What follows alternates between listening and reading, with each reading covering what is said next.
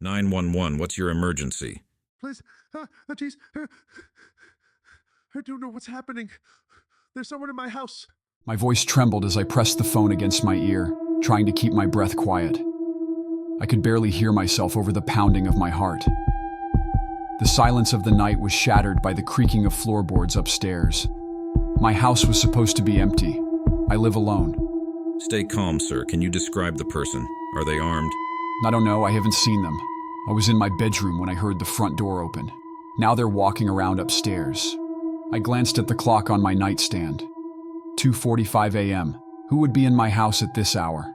My first thought was a burglar, but there was something else, something that felt off. I couldn't explain it, but the air around me felt wrong, heavy, like I was being watched by something unseen. The police are on their way, sir.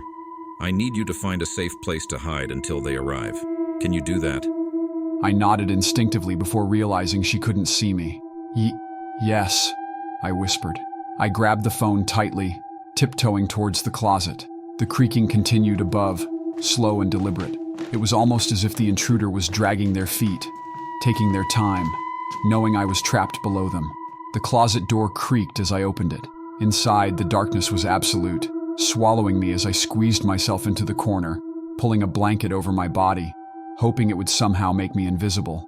I kept the phone close, listening as the operator continued speaking, but her words were becoming harder to focus on. The air in the closet was stifling, thick with a smell that I hadn't noticed before. It was faint but unmistakable, the scent of damp earth, mixed with something foul, something rotting. I had no idea where the smell was coming from, but it only added to the mounting terror in my chest. I could barely breathe through it, each inhale a struggle. Are you still there, sir? I forced myself to respond, my voice a thin whisper. I'm here. I'm hiding. Good. Stay quiet. The police will be there any minute. Is the person still upstairs? The creaking had stopped. I strained my ears, desperate to hear anything that might give away the intruder's location. But there was nothing, only the oppressive silence, thicker than before. My pulse thundered in my ears, drowning out any other sound. Then suddenly a voice, soft, raspy, like the wind through dead leaves. I know you're here. My blood ran cold. The voice was coming from inside the closet, not upstairs. It was right behind me. I didn't dare move, didn't even dare to breathe. The phone slipped from my trembling fingers, landing silently on the pile of clothes at my feet. The blanket offered no comfort now, only a false sense of security as I realized I was not alone in the closet. The voice spoke again, this time closer, whispering right next to my ear. I've been waiting for you. My mind was screaming, begging me to run, to do anything but sit there in terror, yet my body refused to obey. It was like I was paralyzed, frozen by the sheer horror of the situation. And then, I felt it, a cold, bony hand resting on my shoulder, fingers like ice digging into my skin through the fabric of the blanket. The smell of rot intensified, filling my nostrils until I gagged. My instincts finally kicked in. I bolted upright, throwing off the blanket, ready to sprint out of the closet. But I collided with something solid, something that shouldn't have been there. A figure stood in front of me, tall and unnaturally thin, its skin pale and translucent, stretched tight over a skeletal frame. Its eyes were hollow pits of darkness, and its mouth twisted into a grotesque grin, showing sharp, yellowed teeth. The figure leaned in, its face inches from mine, and I could feel its icy breath on my skin. You can't hide. I threw myself to the side, crashing through the closet door and into the hallway. My legs were weak, shaking uncontrollably, but I forced myself to keep moving. The house felt different now, warped, distorted. The hallway seemed longer, the shadows deeper.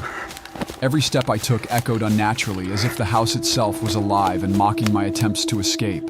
I reached the stairs, nearly falling in my haste to descend them. I could hear the figure behind me, moving slowly, deliberately, each step like a taunt. I knew it was toying with me, savoring my fear. I hit the ground floor and bolted towards the front door, only to find it locked, the deadbolt jammed. My hands shook as I fumbled with it, panic rising as I heard the slow, deliberate footsteps descending the stairs. There's no way out. The door wouldn't budge. I turned, ready to make a dash for the back door, but stopped dead in my tracks. The figure was at the bottom of the stairs now, blocking my path. Its grin widened as it tilted its head, studying me with those empty black pits. I backed away, my breath coming in ragged gasps, until I felt the cold glass of the window behind me. The figure advanced slowly, savoring every moment. My heart hammered against my ribs, the terror choking me, making it impossible to think clearly. Just as the figure was within arm's reach, I heard something outside, a flash of red and blue lights, the distant wail of sirens. The police. My last hope. The figure was gone. The room was empty, eerily quiet. The only sound the distant sirens getting closer. I was alone. The front door burst open and 2 officers rushed in, weapons drawn, scanning the room for any sign of the intruder. I collapsed to the floor, sobbing in relief, unable to comprehend what had just happened. They found me there, shaking uncontrollably, muttering incoherently about the figure, the voice, the cold hand that had touched me. They searched the house, every corner, every closet, but found nothing. No sign of forced entry, no footprints, nothing to suggest that anyone had ever been in the house with me. They told me it was a hallucination, a nightmare brought on by stress or lack of sleep. But I knew better. I knew what I had seen, what I had felt, the cold touch of death itself, the stench of decay that still lingered in the air. Even now, as I sit here, writing this, I can feel it, that presence, lurking just beyond the edge of my vision, waiting, watching, because it's not over, it will never be over. I know that now. I will never be alone again.